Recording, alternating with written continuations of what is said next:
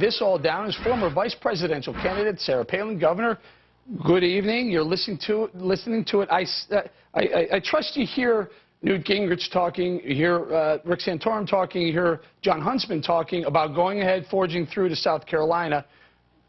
What does South Carolina mean to these three candidates? We already know what it means to Mitt Romney, but what about the ones who are vying for the Mitt Romney vote?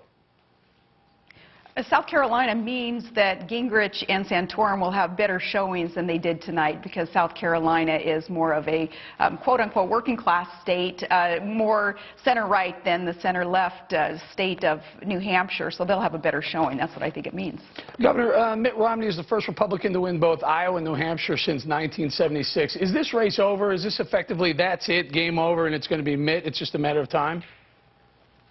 Nope, I don't think that the game is over yet, and I hope it isn't, because I still think that there needs to be aggressive debate that can allow Americans to hear more of these ideas, more of the contrast between what the GOP stands for with our free market entrepreneurial spirit that built America with that agenda versus Obama's clenched fist authoritarian welfare state policy that he has enacted that has chased jobs away from America. So I don't think the game is over yet, and Mitt Romney, though, being the front runner, I think he, having recently come under some criticism for some past actions in the private sector that he was involved in Bain Capital, gives an opportunity for us to talk about some of these issues now, today, in case he is the nominee, before some kind of October surprise were to be thrust upon voters. Well, Governor, let's talk about that for a little bit. We knew the left was going to come out. We heard David Axelrod trashing Mitt Romney. We heard the White House trashing Mitt Romney for his time at Bain Capital. They claim that he destroyed jobs. But were you surprised to hear Newt Gingrich, Rick Perry, Jon Huntsman also taking shots at Mitt Romney for the same time at Bain Capital? I mean, after all, it is Bain Capital, capitalism, isn't it?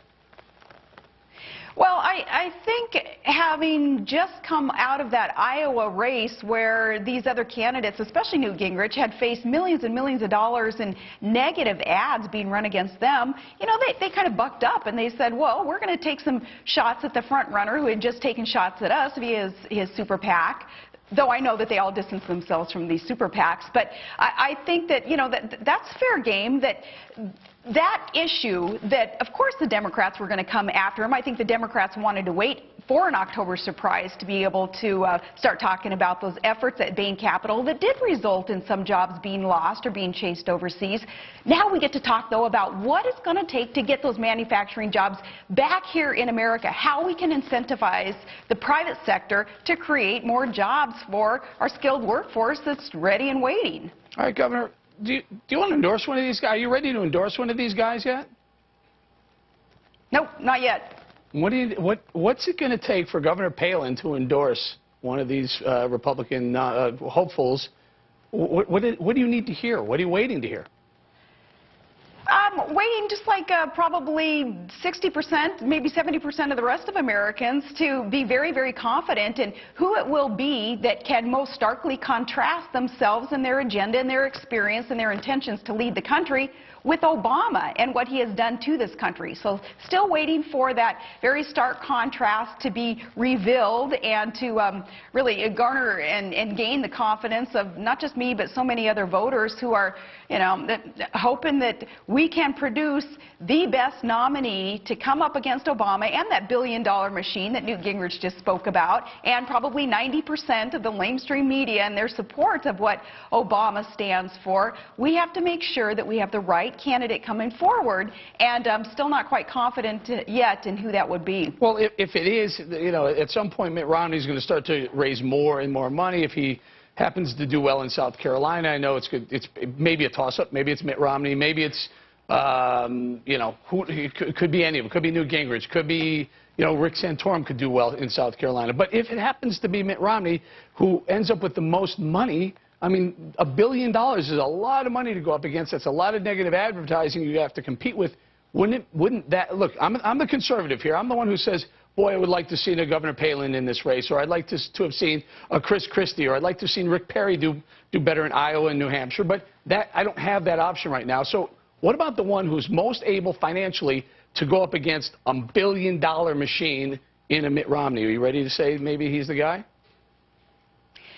He may be the guy, Eric, and that's what it looks like tonight, and really it looked like that even after Iowa, but you just never know in this world of politics. You know, things are quite volatile, and things can change, and more things perhaps can be revealed about a candidate that would make voters take a second look at somebody else. So all of that still may happen, but in the meantime, you know, the GOP has got to concentrate, though, on that contrast, that message of contrast between how it is that we can put the country back on the right track, incentivizing the private sector with free market, free men, free ideas, and that entrepreneurial spirit again, versus what Obama and that authoritative welfare state policy of his has done to this country. The GOP has got to concentrate on that. So no matter who it is who surfaces from this process of nominating the GOP candidate, that we are united, that we come together. It is that important that that unity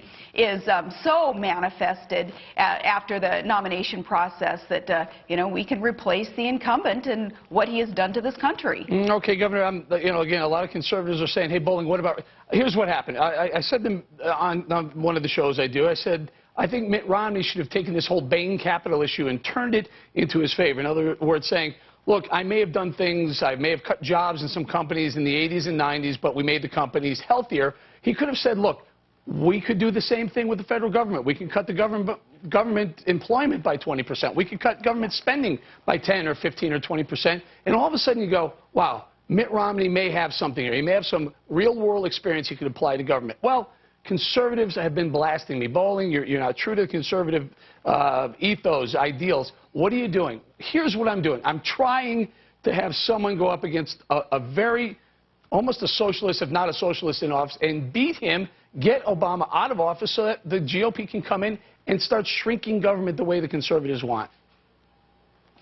Yeah, I hear you, and I'm on the same page as you are when we talk about what it is that capitalism really represents and how mutually beneficial capitalist policies can be for all involved, and maybe Romney will be able to explain a little bit about that. But you can't deny, though, that there was some tone deafness there recently with Romney and his discussion in this era of huge joblessness in our country for him to have said, you know, he enjoys firing people. Well, articulate or not, that statement, I think, really negatively affected a lot of people who feel downtrodden, can't find a job, and don't see a light at the end of the tunnel. So there was some tone deafness there. But we'll see if Romney now can kind of turn that around and start talking about capitalism, the beauty of it, and start talking about kind of this conflict of vision that Thomas Sowell spoke about recently, and that years and years ago Adam Smith would write about, with the invisible hand that is a part of our economy, and how that is a stronger foundation for prosperity for all and opportunity for all versus what the authoritative welfare state of Obama and that clenched fist represents. All right, Governor, I'm going to turn the page a little bit. Let's talk a little bit. David Axelrod, senior advisor for Mr. Obama,